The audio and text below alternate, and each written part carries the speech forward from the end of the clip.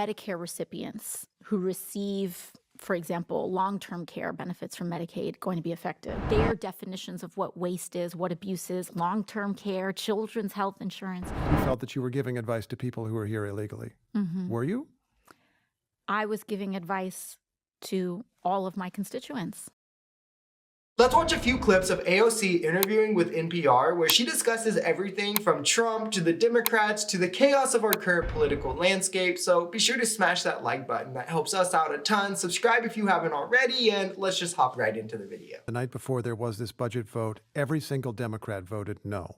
Do you consider that an accomplishment, that your party was united even if it was united in a no? Yes, I mean, of course, if we were not united in yesterday's vote, I think we would be in far, far, far deeper trouble. But the fact that there is this much unity is important. It is, I think, a baseline prerequisite for the moment to come and the fight over Medicaid, Medicare, and frankly, huge swaths of the American economy. Do you assume that Republicans are going to give you the issues that are going to allow you to come back? Despite the budget obviously still getting passed, Republicans have the majority, Democrats can't do too much, there are wins you can take from it from the Democratic side. It not only shows unity, a sense of uniting from the Democratic caucus in the House, where going forward, if only 2 Republicans dissent, that's all they need to kill any legislation, but it also shows unity specifically around the Democrats protecting our crucial social programs that many Americans rely on, which makes them the only party with that has that kind of unity around it, where for Republicans, you're pretty much hoping and praying that there's 1 or 2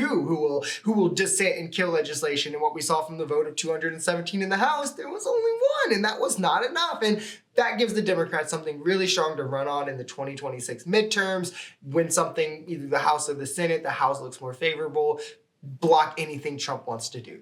It's that simple. It also sends a message to the Senate that for now, hey, stay united around what Democrats are trying to do, which will be really important if they're trying to pass any of this as actual legislation. They'll need Democratic senators.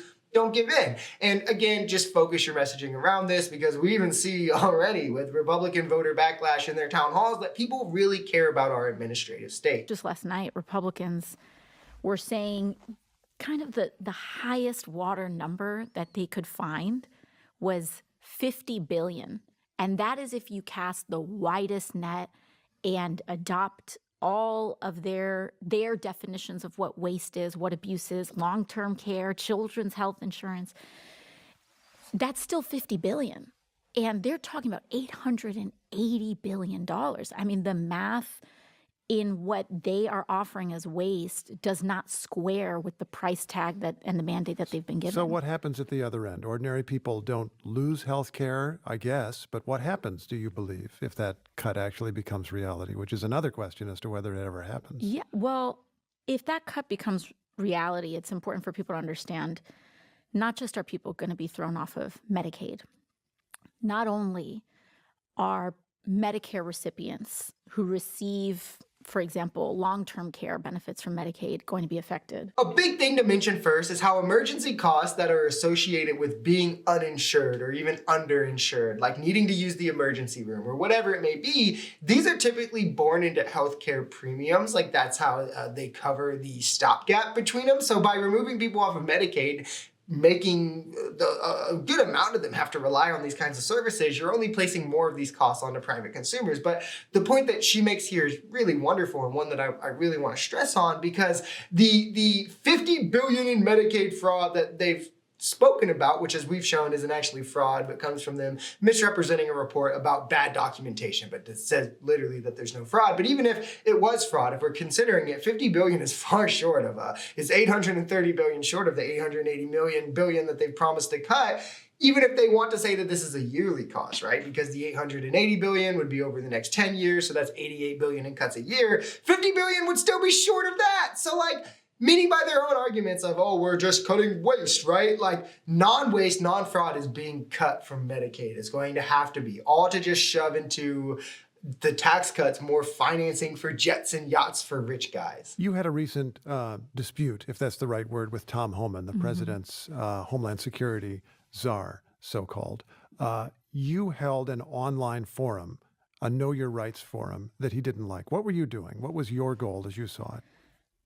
My job is to educate and act as a liaison of critical information to my constituents. And I was informing all of my constituents of their constitutional protections, and in particular, their constitutional protections against illegal search and seizure in the United States. Holman was upset, I suppose, because he felt that you were giving advice to people who were here illegally. Were you?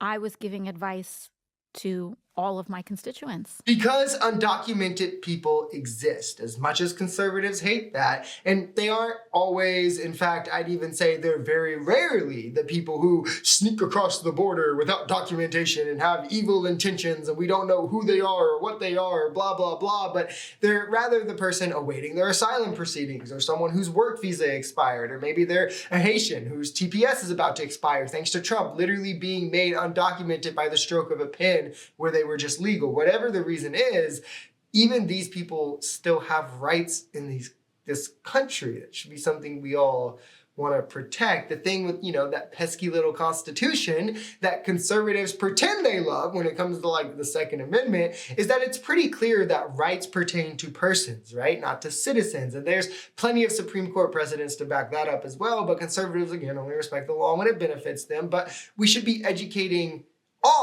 everyone of their rights, any persons. And that includes undocumented immigrants. And we should be extra happy that we live in the kind of country where all persons are guaranteed rights despite a status determined by a piece of paper, or the color of their skin, or the country of their origin, sexual orientation, gender, whatever it may be, which is why we should fight to protect that with everything we have. That kind of liberal, these things that stem from liberal democracies. Like AOC is setting the example by doing when authoritarianism is knocking on the door, even when she's being bullied to do otherwise by the Trump administration as they're threatening legal action against her because, going after your political opponents is wrong until you're the one in power.